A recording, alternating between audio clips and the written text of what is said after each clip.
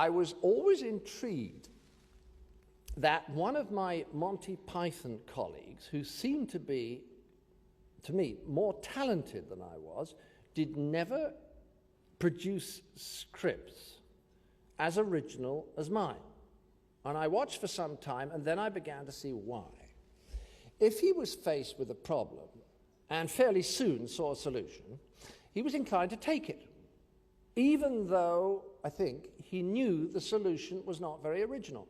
Whereas if I was in the same situation, although I was sorely tempted to take the easy way out and finish by 5 o'clock, I just couldn't.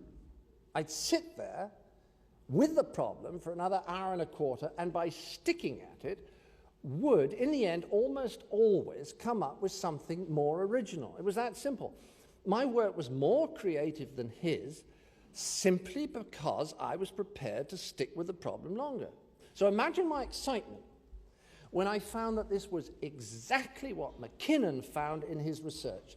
He discovered that the most creative professionals always played with the problem for much longer before they tried to resolve it, because they were prepared to tolerate that slight discomfort and anxiety that we all experience when we haven't solved a problem. You know what I mean? If we have a problem and we need to solve it, until we do, we feel inside us a kind of internal agitation, a tension or uncertainty that makes us just plain uncomfortable. And we want to get rid of that discomfort. So in order to do so, we take a decision. Not because we're sure it's the best decision, but because taking it will make us feel better. Well, the most creative people have learned to tolerate that discomfort for much longer. And so, just because they put in more pondering time, their solutions are more creative.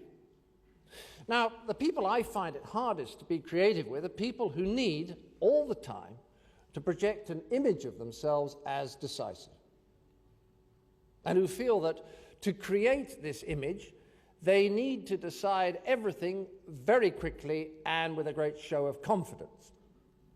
Well, this behavior, I suggest sincerely, is the most effective way of strangling creativity at birth.